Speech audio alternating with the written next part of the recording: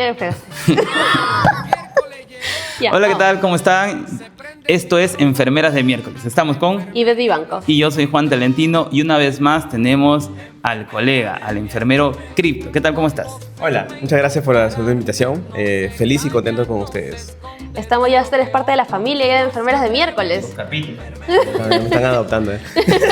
Gracias. Hoy día vamos a hablar de lo que es enfermería dentro del campo de emergencias y del campo prehospitalario, porque por ahí escuché que decían que el enfermero no puede dar ese soporte o de repente no tiene ese conocimiento para dar ese soporte en el prehospitalario. ¿Qué piensas, Crypto, tú que tienes tantos años en este campo y Juan también que se dedican a esto? Exactamente enfermería o el personal de salud, exactamente cuando sale a una emergencia prehospitalaria, tiene un ojo clínico y una valoración distinta. Y es el mejor manejo para el paciente, ¿no? Y creo que cuando sales en el prehospitalario y el entorno con el que sales en la unidad médica y no es personal de salud, esperan bastante de ti. Ya, claro. Tú, Juancito, ¿qué imagen tienes del enfermero dentro de la emergencia? Emergencia intra y extra. Intra y extra. Bueno, en el extra hospitalario probablemente es el lugar donde me he sentido más cómodo haciendo enfermería.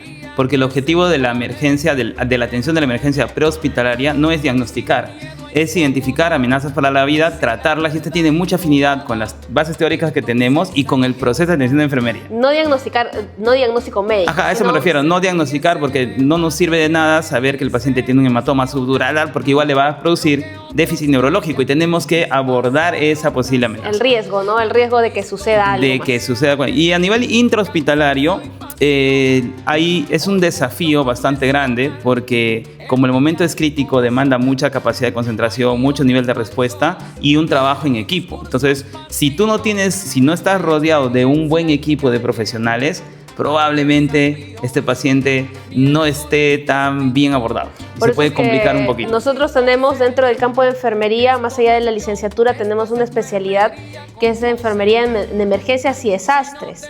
Estamos en el camino de situarnos más en el tema prehospitalario porque no solamente hacemos prehospitalario en ambulancia, ¿no, Crypto? En ambulancia terrestre. ¿En dónde más aplica el prehospitalario? En la parte del traslado aeromédic, también ahora hay que traslado por vía marítima. ¿No? Entonces, Sí. enfermería está empoderado en todas las áreas, pero es dinámico. Y, por ejemplo, no es fácil en un escenario en la zona caliente que el personal de salud, el enfermero esté en la zona caliente y haga su atención.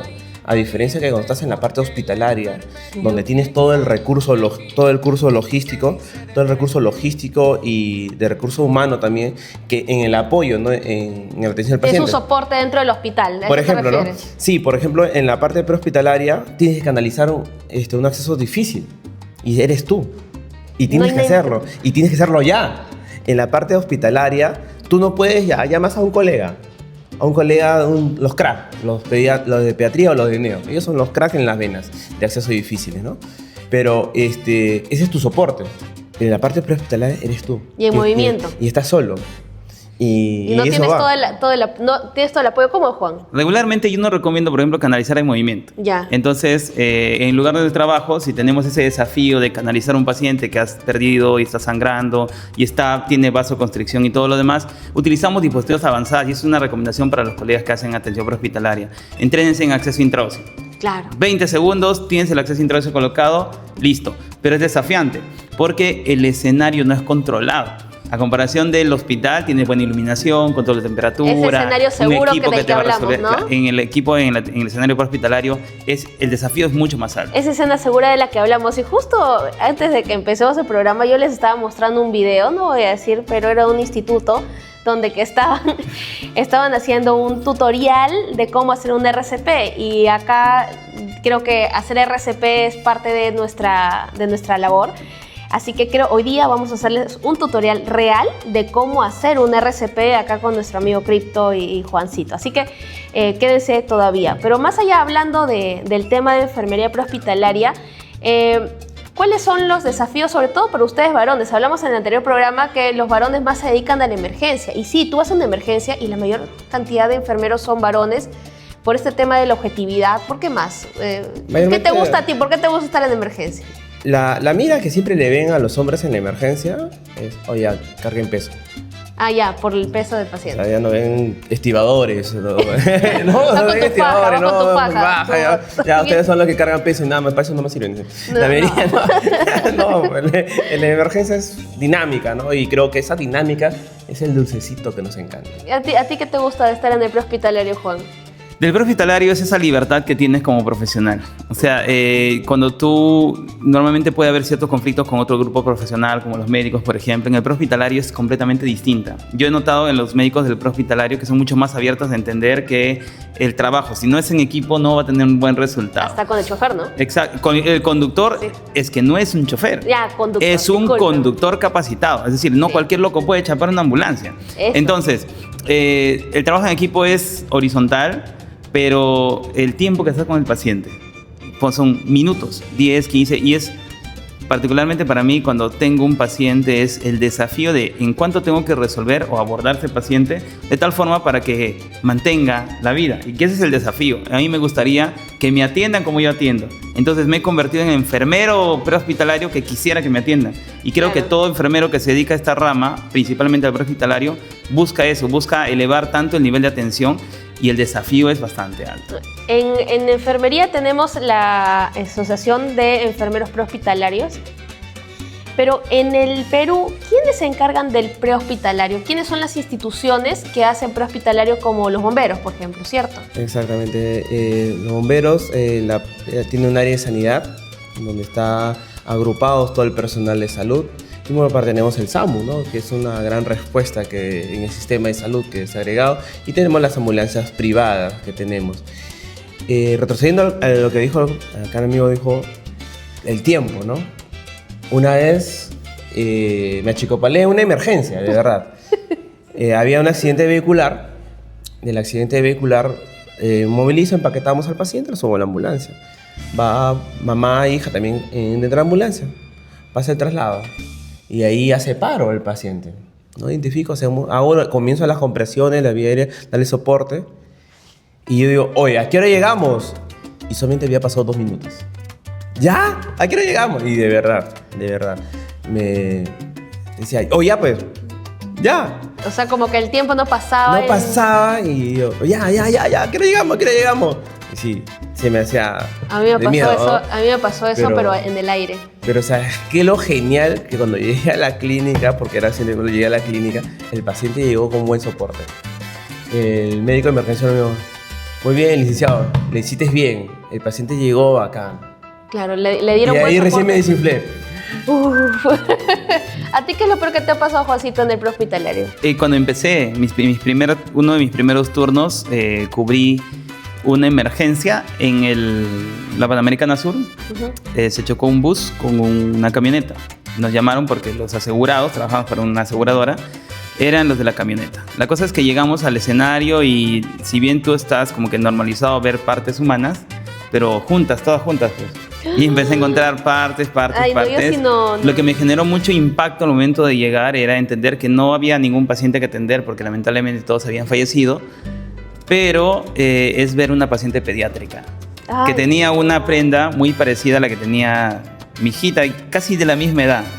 Entonces eso me generó probablemente, exacto, una situación tan difícil que mis compañeros de la ambulancia me dijeron, Juan, te pasaste todo el día, todo el turno en pausa. Y después de eso no nos tocó otro servicio, pero me la pasé así. Entonces me cuestioné un poco de qué tan preparado estaba. Y ese es el Juan de hace 13 años. Ah, ya.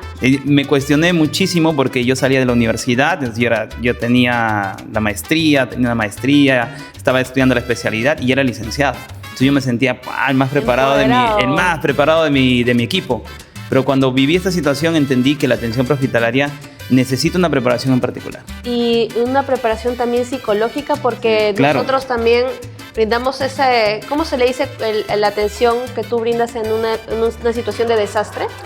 La gestión de desastre o el trauma psicológico. Ajá. El trauma psicológico. Y para eso hay herramientas. Hay herramientas Para el manejo del trauma ¿verdad? psicológico. Que no es que seamos psicólogos, no queremos. No. Sino que es una situación distinta que el enfermero prehospitalario soporta en ese momento de desastre, porque entonces estás, ¿no? Ahí, lo que pasa es que, si bien dice el nombre de la especialidad, dice emergencias y desastres. Las emergencias las atiendes y los desastres los tienes que gestionar. Claro, los tienes que gestionar. Y parte de la malla curricular de una especialidad es la gestión. O sea, el especialista de emergencia y desastres tiene una rama de gestión que está explotando poquito. Ya, y justo en una de las reuniones que habíamos tenido en el CR3 hace algunas semanas, habían enfermeros, que yo no conocía esta parte porque yo muy poco he visto, pero se encargan de la gestión del desastre. Y está el compañero Hermes, no sé si lo vas a conocer, Hermes, de Diris Lima Sur, que ve todo este tema de gestión de desastres. Por ahí que me pasó algunos videos que los voy a colgar en el TikTok, pero que tú ves otra óptica de la enfermería y que creo que en la especialidad de emergencias y desastres debería de explotarse más. A mí la peor situación que a mí me ha tocado en una emergencia ha sido el intrahospitalaria también cuando estaba empezando.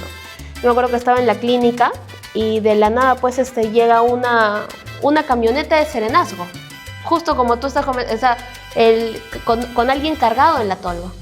Claro, como hoy en realidad se dice, como le mencioné, es un mal necesario, ¿no? Porque estaba ahí... como estamos caídos de ambulancia, ellos hacen el traslado. Pero me di la sorpresa que había un personal de enfermería en esa camioneta de serenazgo. ¿Ah, sí? Exactamente. Y yo, ¿qué? Qué bueno, ¿no?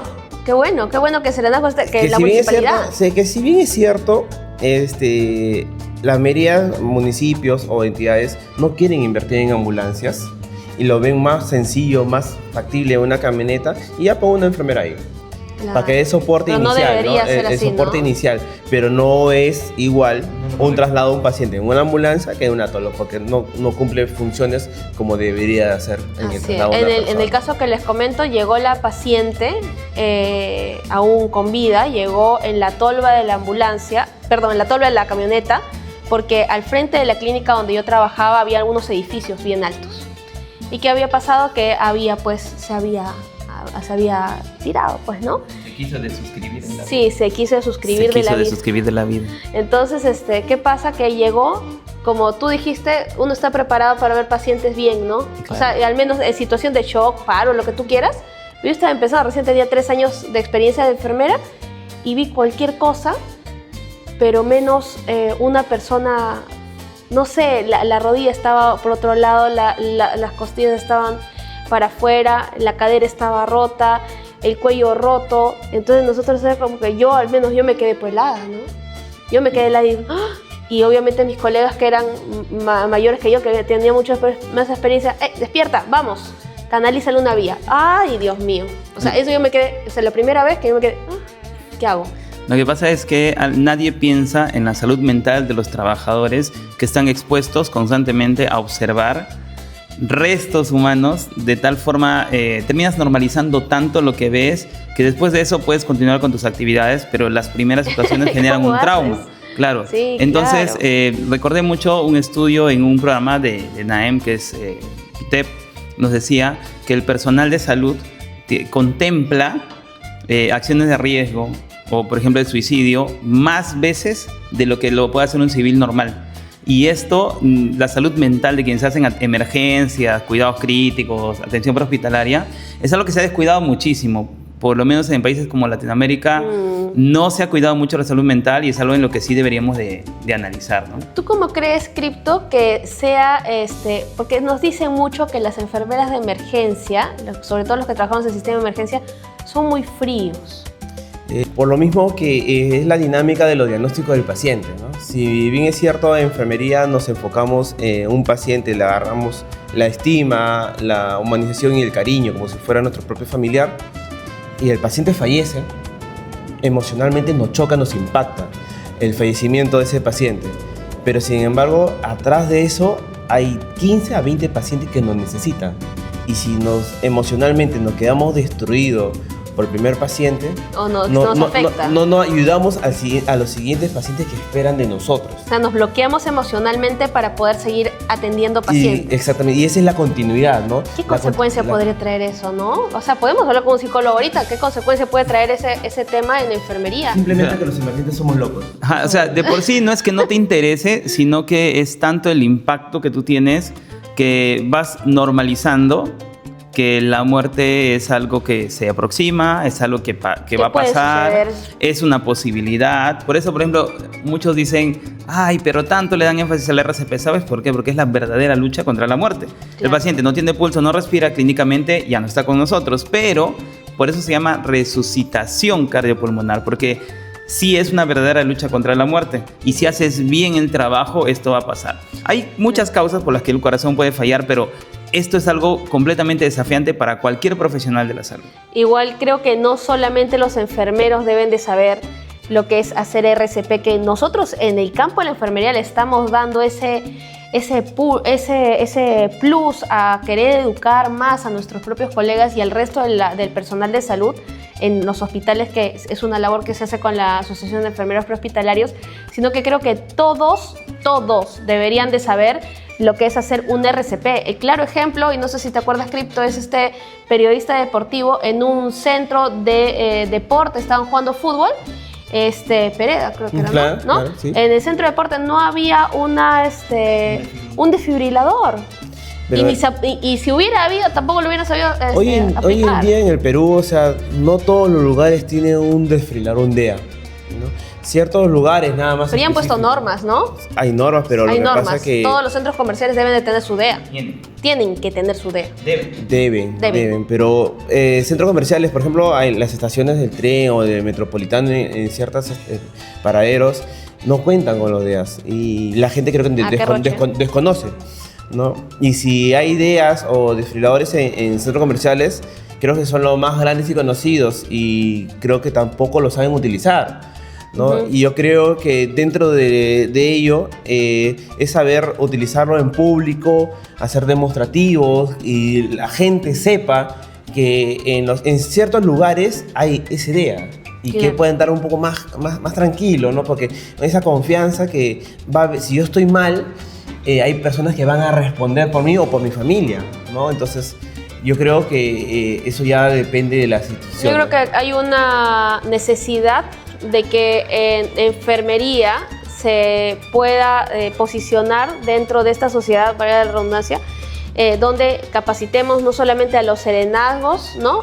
Que todos tengan esta educación, porque el hacer resucitación cardiopulmonar no es de una sola carrera, es de todos, es de la sociedad. Entonces sería algo egoísta decir, no, yo solamente como enfermero tengo que saber esto, sino que me parece que todos los cajeros de supermercado, los serenos y personas en general, ¿no, Juan? Pero hay una reglamentación dentro de la normativa de salud y seguridad en el trabajo que exige que todos los colaboradores conozcan.